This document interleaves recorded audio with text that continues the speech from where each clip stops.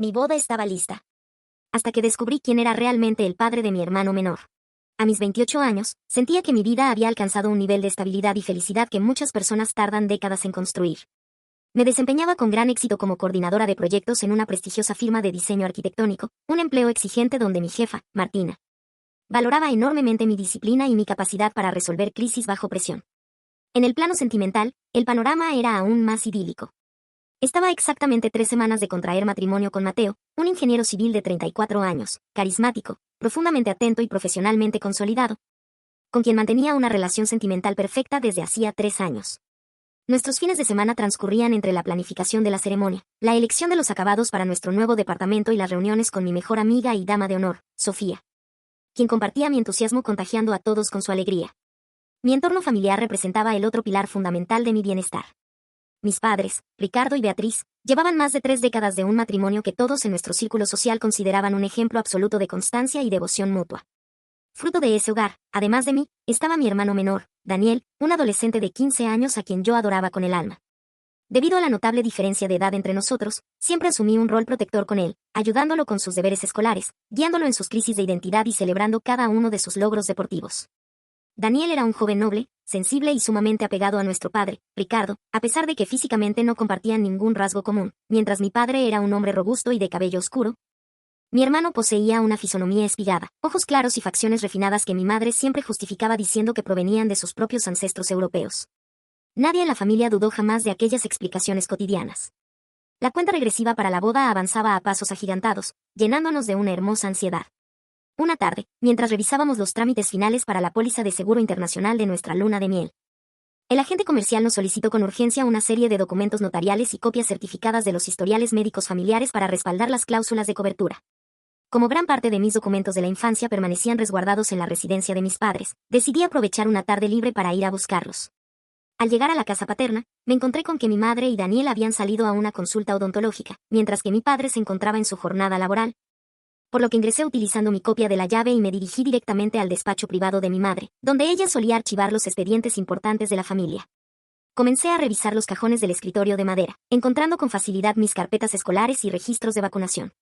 Sin embargo, al intentar abrir el compartimento inferior, noté que la cerradura estaba atascada con una pequeña caja metálica oculta al fondo. Llevada por la curiosidad y la necesidad de encontrar un papel médico específico, moví la caja con cuidado. Al hacerlo, la tapa se desprendió, dejando al descubierto un viejo diario de cubiertas gastadas y un fajo de cartas escritas a mano que databan de hacía exactamente 16 años. Al desdoblar la primera hoja, la caligrafía apresurada de mi madre capturó de inmediato mi atención. Las líneas describían una etapa de profunda crisis matrimonial entre ella y mi padre, un periodo de distanciamiento físico donde ella admitía haber buscado consuelo en los brazos de un hombre mucho más joven. Un estudiante universitario con el que había mantenido un romance secreto, breve pero de una intensidad devastadora, justo antes de reconciliarse definitivamente con Ricardo. Mi corazón comenzó a latir con una fuerza incontrolable cuando mis ojos leyeron el nombre del amante que mi madre mencionaba con dolor y nostalgia en sus notas confidenciales, Mateo. Al principio, intenté autoconvencerme de que se trataba de una simple y desafortunada coincidencia nominal. Sin embargo, al seguir leyendo las descripciones detalladas sobre el sector de la ciudad donde se encontraban, la universidad donde el joven cursaba la carrera de ingeniería civil y la edad exacta que poseía en aquella época, el frío de la sospecha se transformó en un pánico paralizante. Los datos encajaban con una precisión matemática aterradora con el pasado de mi prometido. Recordé con nitidez una conversación nocturna donde Mateo me confesó que en su juventud había cometido el error de involucrarse con una mujer casada que terminó rompiéndole el corazón al abandonarlo sin darle explicaciones. Aturdida por el descubrimiento, miré la fecha final del diario, la cual coincidía de forma exacta con los meses previos al nacimiento de Daniel. Una sospecha monstruosa, capaz de destruir todo mi mundo, se instaló firmemente en mi mente, obligándome a tomar una determinación extrema para recuperar la cordura. Los días posteriores al hallazgo en el despacho de mi madre se convirtieron en una auténtica tortura psicológica. No podía mirar a Mateo a los ojos sin que una oleada de náuseas y sospechas me recorriera el cuerpo, ni podía abrazar a mi pequeño hermano Daniel sin experimentar un profundo sentimiento de vulnerabilidad. Sabiendo que no podía cancelar mi boda ni acusar a las personas que más amaba basándome únicamente en las páginas de un viejo diario íntimo, decidí actuar con fría astucia profesional. Aprovechando una cena en nuestro departamento, recolecté discretamente un par de muestras de saliva de Mateo utilizando unos utensilios de higiene personal que él había dejado en mi baño. Al día siguiente, aproveché una tarde de películas con Daniel en la casa familiar para obtener una muestra idéntica de su parte. Guardando ambos elementos en contenedores estériles que llevé personalmente a un laboratorio privado de genética especializado en pruebas de paternidad, pagando una tarifa de urgencia para obtener las respuestas en menos de 5 días. Durante esa agónica espera, mi mejor amiga, Sofía, notó mi evidente distanciamiento y mi semblante demacrado durante las pruebas del vestido de novia. Al confrontarme en la privacidad de su automóvil, no pude contener el llanto y le confesé la sospecha que me estaba carcomiendo el alma. Sofía se llevó las manos a la boca, horrorizada por la magnitud de la situación, pero me brindó un apoyo incondicional, prometiendo guardar absoluto silencio y acompañarme a recoger los resultados médicos cuando el laboratorio notificara que el análisis técnico estaba concluido. El viernes por la mañana, un mensaje de texto en mi dispositivo móvil me indicó que el veredicto estaba listo. Caminé hacia la clínica con las piernas temblorosas, sintiendo que el aire de la ciudad se volvía denso y difícil de respirar. Al recibir el sobresellado de manos de la recepcionista, me senté en una banca cercana junto a Sofía, quien me sujetó la mano con firmeza. Mis dedos rompieron el papel con torpeza. Desplegué la hoja central y pasé de largo los términos técnicos y las tablas de compatibilidad genética para enfocarme directamente en la conclusión en negrita ubicada en la parte inferior del documento. El texto del laboratorio civil era contundente e inapelable. La probabilidad de paternidad entre los dos perfiles biológicos analizados era del 99,9%. Mateo, el hombre con el que estaba a punto de unirme en matrimonio en menos de 2 semanas, era el padre biológico directo de Daniel, mi adorado hermano menor. El mundo que yo conocía se desmoronó por completo en ese instante. La realidad se transformó en una pesadilla grotesca donde mi madre era una mujer infiel que había ocultado un hijo ajeno a su esposo. Y mi prometido era el progenitor de la persona que yo había criado y protegido durante 15 años. La revelación me provocó una mezcla de rabia, asco y una profunda desolación. De acuerdo con las fechas del diario, comprendí que Mateo no había actuado con malicia hacia mí. Él era un joven universitario de 18 años cuando ocurrió la aventura y jamás se enteró de que aquella mujer madura había quedado embarazada, puesto que mi madre cortó el vínculo de tajo para regresar con mi padre y hacerle pasar el niño como suyo. Sin embargo, la inocencia del pasado no cambiaba el horror del presente. No había ninguna posibilidad humana de continuar con los planes de la boda. Casarme con Mateo significaba introducir a mi hogar una red de mentiras insostenible y convertir a mi esposo en el padre biológico de mi hermano, destrozando la codicia familiar para siempre. Miré a Sofía, quien lloraba en silencio al leer el dictamen médico, y con una entonación gélida que nació desde lo más profundo de mi ser, le comuniqué mi decisión. Esa misma noche pondría fin a la farsa frente a todos los involucrados. Organicé una cena íntima en la residencia de mis padres bajo el pretexto de ultimar los detalles logísticos de las mesas del banquete de bodas, convocando a Mateo de forma obligatoria. Alrededor de la mesa del comedor, la atmósfera inicial era de total celebración. Mi padre, Ricardo, servía las copas con orgullo, Daniel sonreía entusiasmado por el banquete y mi madre, Beatriz, lucía su habitual elegancia protectora al lado de mi prometido. Esperé a que sirvieran el plato principal para ponerme de pie, capturando la atención de los comensales. Sin pronunciar una sola palabra de odio, saqué el sobre de laboratorio de mi bolso de mano y lo deslicé con fuerza sobre la mesa de madera, deteniéndolo exactamente frente a los ojos de mi madre y de Mateo. La boda se cancela de forma definitiva, sentencié con una voz firme que resonó como un disparo en la habitación. Madre. Creo que es el momento perfecto para que le expliques a mi padre y a Mateo por qué tu diario íntimo de hace 16 años coincide de forma tan perfecta con esta prueba de paternidad que confirma que mi prometido es el verdadero padre biológico de tu hijo menor, Daniel. El silencio que se apoderó del comedor fue sepulcral.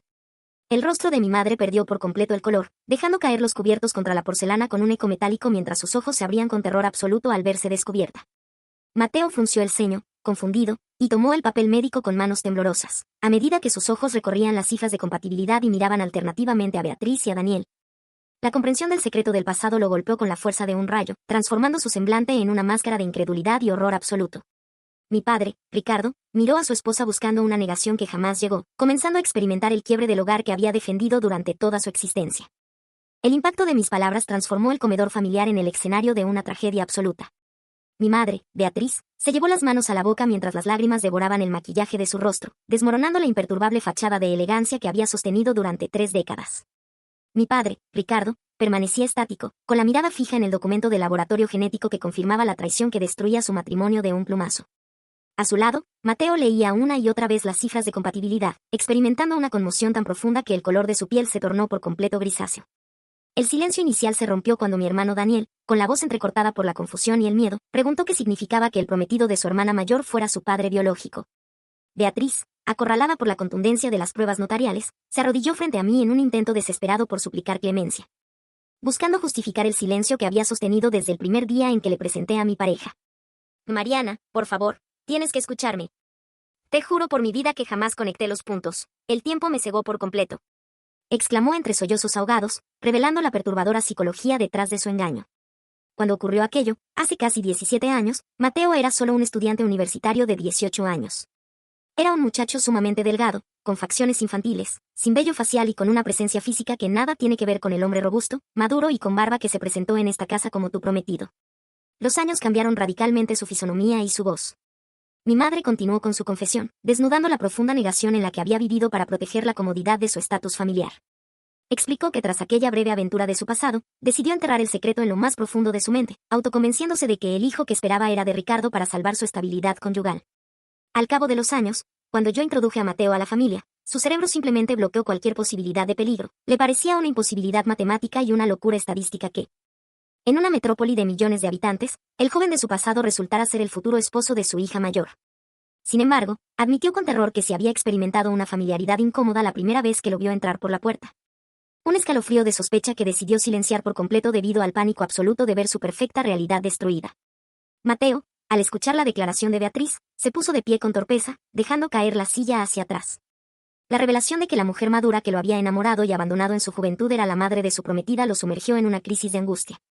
Miró a Daniel, descubriendo en las facciones refinadas del adolescente el reflejo exacto de sus propios rasgos biológicos, y luego me miró a mí, con los ojos inundados de un dolor legítimo. Intentó acercarse para explicar que él jamás actuó con malicia, que desconocía por completo la existencia de ese embarazo y que su amor por mí era transparente. Pero mi distancia física le indicó que el daño era irreparable.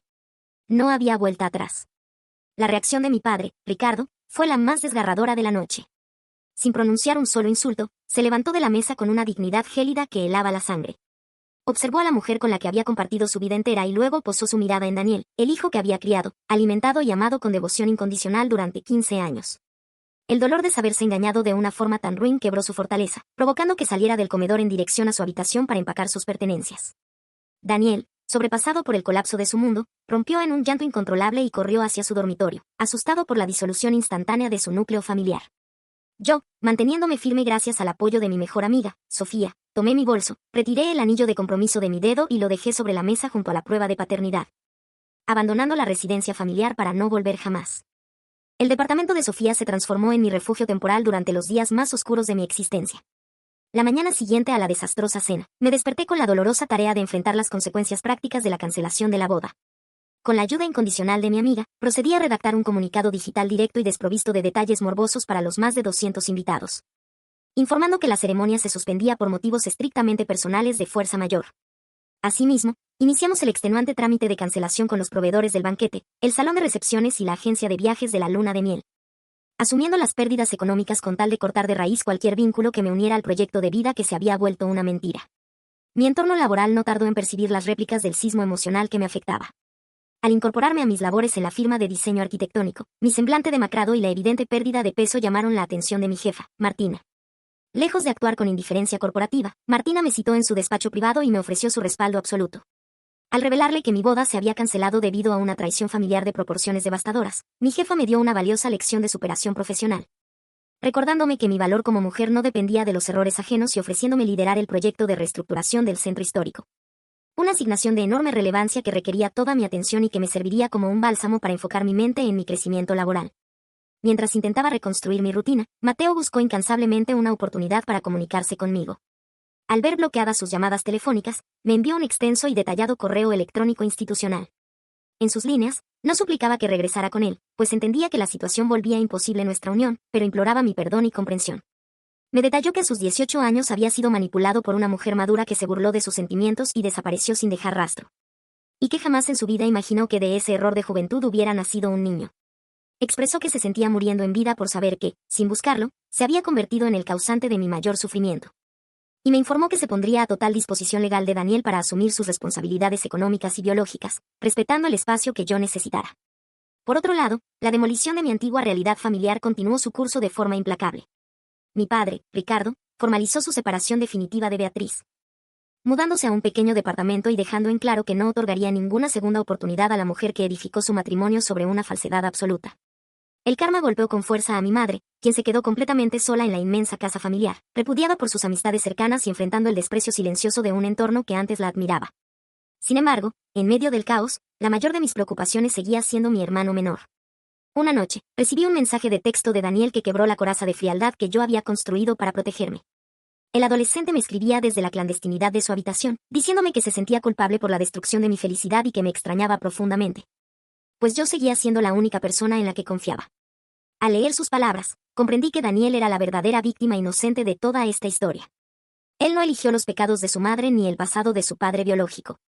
Sentada en la sala de Sofía, tomé una decisión firme basada en la madurez y la superación. Podía cortar lazos con mi madre y cancelar mi boda con Mateo.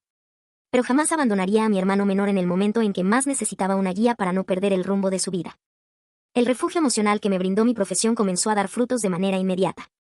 Bajo la exigente pero comprensiva tutoría de mi jefa, Martina, me sumergí por completo en el diseño y la planificación del proyecto de reestructuración del centro histórico de la ciudad. Pasar largas horas analizando planos, coordinando con los ingenieros estructurales y seleccionando los materiales me permitió canalizar toda la frustración y el dolor en una energía creativa sumamente productiva. Martina observaba mi entrega con un respeto silencioso, otorgándome una autonomía que no solo elevó mi confianza profesional, sino que me demostró que mi identidad no estaba ligada al caos de las malas decisiones de mi madre. Mi mejor amiga, Sofía, continuaba siendo mi pilar en las noches, asegurándose de que me alimentara correctamente y recordándome que cada día que pasaba era un paso más hacia mi total sanación. Sin embargo, mi verdadera prueba de madurez no estaba en las oficinas de la firma, sino en el parque público donde acordé reunirme en secreto con mi hermano menor, Daniel. Cuando lo vi acercarse, con su mochila escolar al hombro y los ojos apagados por la tristeza, experimenté un profundo vuelco en el corazón. El adolescente se sentó a mi lado en una banca de madera y, sin poder contenerse, me confesó el infierno que estaba viviendo en la casa familiar. Mi madre, Beatriz, consumida por la desesperación de verse descubierta y abandonada, había comenzado a utilizar a Daniel como un escudo emocional, intentando manipularlo para que llamara a mi padre, Ricardo, y le suplicara que regresara al hogar bajo el argumento de que el joven estaba cayendo en una profunda depresión por su ausencia. Escuchar las bajezas de Beatriz me causó una profunda indignación, pero mantuve la calma para transmitirle seguridad a mi hermano. Le tomé las manos con firmeza y le hablé con una honestidad brutal pero amorosa, explicándole que él no tenía ninguna responsabilidad en los errores del pasado de los adultos. Le aseguré que, sin importar lo que dijeran los papeles del laboratorio de genética, para mí él seguiría siendo mi hermano menor, el niño al que vi crecer y al que protegería de cualquier intento de manipulación psicológica. Esa tarde, establecimos un pacto de lealtad absoluta. Nos comunicaríamos directamente entre nosotros, ignorando los dramas de nuestra madre y enfocándonos en su estabilidad escolar y emocional. La gran sorpresa de la semana llegó a través de una llamada telefónica de mi padre, Ricardo. Nos reunimos en una discreta cafetería y, al mirarlo, descubrí a un hombre que, a pesar de tener el corazón roto, reflejaba una entereza admirable. Ricardo me confesó que ya se había asesorado legalmente para iniciar el proceso de divorcio definitivo, pero lo que realmente me conmovió fue su postura respecto a Daniel. Con la voz entrecortada por la emoción, mi padre me dijo que la biología era incapaz de borrar 15 años de amor, desvelos, risas y crianza diaria. Me comunicó que ya había hablado con Daniel para asegurarle que legal y emocionalmente seguiría siendo su padre, manteniendo su apoyo económico y afectivo intacto, independientemente de la disolución del matrimonio con Beatriz. Este giro de los acontecimientos trajo un inmenso alivio a nuestras vidas, pero también desató una nueva e inesperada tormenta legal. Mateo, actuando con una responsabilidad que no podía reprocharle, decidió no quedarse de brazos cruzados tras enterarse de la verdad. A través de sus abogados, mi exprometido contactó a mi padre para manifestarle su deseo de crear un fondo fiduciario irrevocable destinado exclusivamente a la educación universitaria y el porvenir de Daniel. Mateo dejó en claro que no pretendía desplazar el rol paterno que Ricardo se había ganado con creces, pero que su conciencia le exigía asumir el sustento de su hijo biológico. Cuando Beatriz se enteró de este movimiento legal, entró en un estado de furia absoluta. La formalización del apoyo de Mateo destruía por completo la narrativa de mentiras que ella había intentado sostener ante su círculo social, dejándola expuesta como la única arquitecta de la desgracia familiar. El inicio formal del proceso de divorcio entre mis padres terminó por dinamitar los pocos vestigios de estabilidad que le quedaban a Beatriz. Mi madre, en un último y desesperado intento por conservar su nivel de vida y la inmensa residencia familiar, intentó interponer una demanda exigiendo una pensión compensatoria altísima, alegando que había quedado desprotegida tras el abandono del hogar por parte de Ricardo. Sin embargo, la estrategia de sus abogados se desmoronó por completo cuando el equipo legal de mi padre presentó ante el juez de familia la bitácora del laboratorio genético, acompañada de las copias certificadas del diario íntimo donde se demostraba el engaño sistemático y la falsificación de la paternidad durante 15 años. Ante la contundencia de las pruebas de conducta fraudulenta, el tribunal desestimó las peticiones exageradas de Beatriz, obligándola a aceptar una división de bienes equitativa que la forzaría a vender la propiedad para liquidar las deudas acumuladas. Mientras el karma financiero consumía a mi madre, yo alcancé el mayor hito de mi carrera profesional. El comité editorial de la ciudad aprobó por unanimidad el proyecto de reestructuración del centro histórico que yo había diseñado bajo la supervisión de Martina. La noche de la presentación oficial ante los inversionistas, mi jefa se subió al estrado y me otorgó públicamente todo el crédito por la visión estética y la viabilidad técnica del desarrollo arquitectónico, anunciando mi ascenso inmediato como directora principal de proyectos urbanos de la firma. Escuchar los aplausos de mis colegas y ver la mirada de orgullo de mi amiga Sofía, quien me acompañaba en el evento, me hizo comprender que la tormenta personal no había logrado quebrar mi capacidad de superación. Había transformado el dolor de una traición nupcial en el cimiento de mi éxito laboral. A pesar de mis triunfos, sabía que quedaba un asunto pendiente que requería un cierre definitivo para poder avanzar sin fantasmas en el porvenir. Una tarde, al salir de las oficinas de la firma, encontré a Mateo esperándome en el vestíbulo del edificio. No traía flores ni la actitud suplicante de un hombre que busca una reconciliación imposible. Su semblante reflejaba el respeto de quien acepta las consecuencias de un destino adverso. Me solicitó unos minutos para conversar en la plaza contigua y, sintiéndome plenamente segura de mis sentimientos, accedí a escucharlo por última vez. Mateo me comunicó que había aceptado una propuesta laboral de enorme relevancia para dirigir una mega obra de infraestructura en una provincia ubicada en el extremo sur del país. Me explicó que su decisión obedecía a la necesidad de otorgarme el espacio físico y mental que yo requería para sanar. Entendiendo que su presencia diaria en la ciudad sería un recordatorio constante de una tragedia que ninguno de los dos buscó provocar. Asimismo, me informó que los papeles del fondo fiduciario para Daniel ya habían sido firmados y avalados por mi padre, Ricardo, garantizando que el adolescente tendría su futuro financiero resuelto sin necesidad de que existiera un contacto directo que alterara mi paz mental. Mariana, solo quiero que sepas que mi amor por ti fue lo único 100% real en medio de este laberinto de secretos, dijo Mateo con una serenidad profunda antes de despedirse.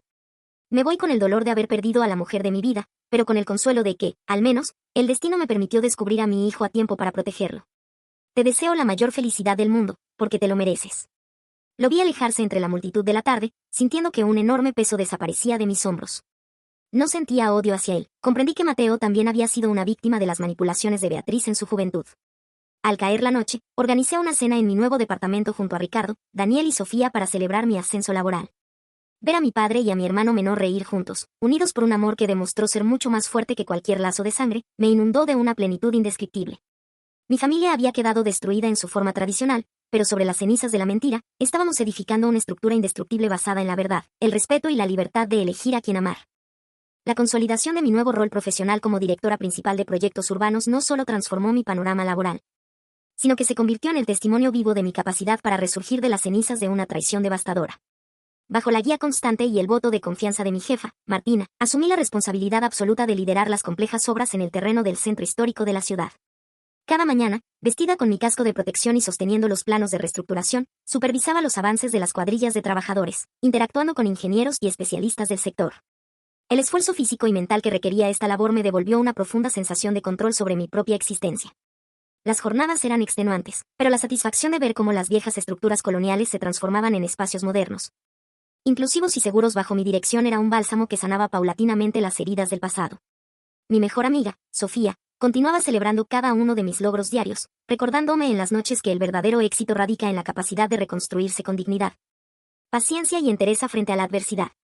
Mientras mi carrera ascendía de forma meteórica en la firma de diseño arquitectónico, la resolución judicial del divorcio de mis padres llegó a su etapa más implacable, trayendo consigo el golpe definitivo del karma para Beatriz. Al verse obligada por el dictamen del Tribunal de Familia a vender la inmensa residencia paterna para liquidar las deudas y repartir los bienes equitativamente, mi madre experimentó la pérdida absoluta del estatus social que tanto había intentado proteger a costa de mentiras y manipulaciones. Sin el respaldo económico de Ricardo y repudiada abiertamente por sus antiguas amistades del círculo social, quienes no tardaron en enterarse de la falsificación de la paternidad que sostuvo durante 15 años, Beatriz tuvo que mudarse a un modesto departamento de alquiler en las afueras de la ciudad.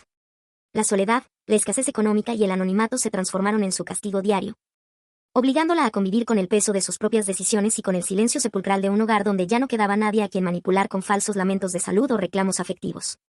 A pesar de su evidente decadencia, el orgullo herido de mi madre la llevó a ejecutar un último y desesperado intento de sabotaje emocional que terminó por hundirla definitivamente ante los ojos de la sociedad. La firma de diseño organizó una gala benéfica de alto prestigio para conmemorar el inicio formal de las obras del centro histórico. Un evento de gran relevancia donde yo era la invitada de honor y recibiría un reconocimiento especial por parte de los inversionistas locales y las autoridades municipales. En mitad de la velada, mientras conversaba alegremente con Martina y un grupo de destacados empresarios, Beatriz logró burlar de alguna manera los estrictos controles de acceso del lujoso salón de recepciones. Luciendo un vestido descuidado que denotaba su debacle y con una mirada desorbitada por la frustración acumulada, caminó directamente hacia nuestro grupo, interrumpiendo la conversación con una entonación estridente y colérica. Su objetivo era armar un espectáculo público de proporciones monumentales, acusándome falsamente ante los presentes de haber abandonado a mi propia madre en la miseria y de haber destruido la unidad familiar por mero egoísmo profesional. Sin embargo, la templanza y la madurez que había adquirido en los últimos meses me impidieron caer en su provocación o mostrar un solo rastro de debilidad. Manteniendo una postura completamente gélida y una calma absoluta, miré a mi madre a los ojos sin reflejar ira, desprecio ni vergüenza. Antes de que el escándalo pudiera trascender o arruinar la armonía de la velada, Sofía actuó con una astucia y una rapidez admirables, haciendo una señal discreta al personal de seguridad privada del evento. Los guardias se aproximaron de inmediato y, de manera sumamente educada pero firme, tomaron a Beatriz de los brazos para escoltarla hacia la salida del recinto. Al verse retirada a la fuerza frente a la mirada de profunda desaprobación y los murmullos de toda la comunidad empresarial que ella tanto anhelaba impresionar, mi madre comprendió que había perdido el último rastro de su dignidad. El tiro le había salido por la culata. En lugar de humillarme, se había expuesto a sí misma como una mujer desesperada, sellando su exclusión definitiva de mi vida. El evento continuó con total normalidad y, al subir al estrado principal, Martina pronunció un discurso conmovedor sobre la resiliencia, la ética y el talento, entregándome la placa de reconocimiento bajo una ovación unánime que resonó en todo el salón. Al mirar hacia la mesa principal, descubrí las sonrisas de Ricardo y de Daniel, quienes habían asistido como mis invitados especiales. Ver a mi padre y a mi hermano menor aplaudirme con un orgullo tan legítimo y transparente me inundó el pecho de una felicidad pura que jamás pensé volver a experimentar. Al finalizar la noche, nos reunimos los tres junto a Sofía para compartir un momento de íntima complicidad. Daniel, quien ya mostraba una madurez asombrosa para sus 15 años, me dio un fuerte abrazo y me susurró al oído que se sentía profundamente bendecido de tener una hermana tan valiente. En ese instante, comprendí que el verdadero triunfo no radicaba en la placa de cristal que sostémica en mi mano, sino en haber sabido proteger el amor y la integridad de las personas que realmente importaban en medio de la peor de las tormentas familiares. Un año después de aquella noche que marcó el quiebre y la reconstrucción de nuestras vidas, el panorama se presentaba con una claridad y una paz que antes me habrían parecido inalcanzables. El proyecto de reestructuración del centro histórico fue finalmente inaugurado con un éxito rotundo, consolidando mi reputación como una de las arquitectas más destacadas de la región y abriéndome las puertas para dictar conferencias sobre desarrollo urbano en diversas instituciones académicas. Mi jefa, Martina, continuaba siendo una mentora excepcional y una socia estratégica, impulsando mi crecimiento dentro de la firma y permitiéndome equilibrar a la perfección mis ambiciones profesionales con mi bienestar emocional. Mi departamento se había convertido en mi verdadero templo de tranquilidad, un espacio propio decorado con esmero donde la luz natural inundaba cada rincón, simbolizando el inicio de una etapa completamente libre de secretos y sombras del pasado.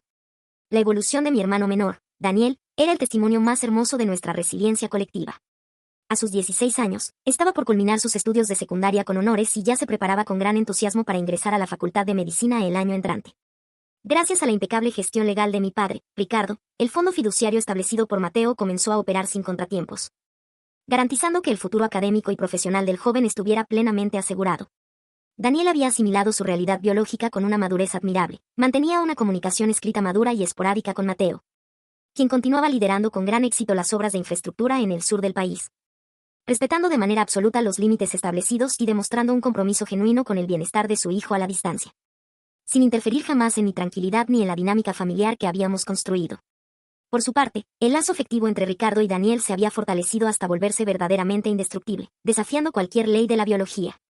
Mi padre había recuperado la sonrisa y la vitalidad, demostrando que el verdadero amor paterno se edifica con la presencia diaria, el apoyo incondicional y la entrega absoluta a lo largo de los años, y no mediante una simple coincidencia genética. Ricardo y Daniel compartían fines de semana de caminatas, charlas sobre el futuro y cenas en mi departamento, consolidando un núcleo familiar alternativo donde la lealtad y la verdad eran los únicos pilares permitidos.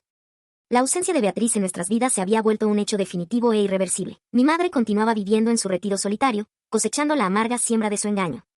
Pero su recuerdo ya no poseía la fuerza necesaria para causarnos dolor ni desestabilizar la armonía que con tanto esfuerzo habíamos recuperado. Una tarde de domingo, mientras compartíamos un almuerzo de celebración en la terraza de mi hogar junto a Ricardo, Daniel y mi inseparable amiga Sofía, me tomé un instante para contemplar la escena con una profunda gratitud.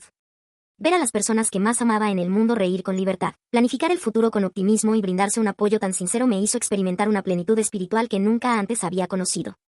Comprendí con absoluta lucidez que la destrucción del antiguo castillo de naipes no había sido una desgracia, sino una dolorosa pero necesaria bendición del destino para liberarnos de una farsa insostenible. La verdad, por más devastadora que fuera en un principio, nos había otorgado a cada uno el derecho legítimo a vivir con autenticidad, despojándonos de las máscaras que asfixiaban nuestra verdadera identidad.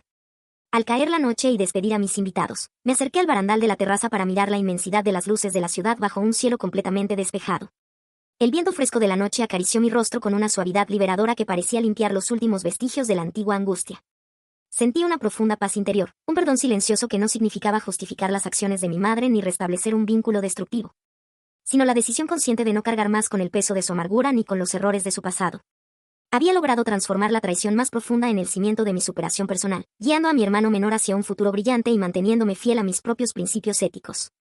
Con el corazón en total calma, la mente enfocada en los nuevos desafíos profesionales y rodeada de un amor genuino y transparente, sonreí a la penumbra con la absoluta certeza de que era, por fin, la única y legítima arquitecta de mi propio porvenir.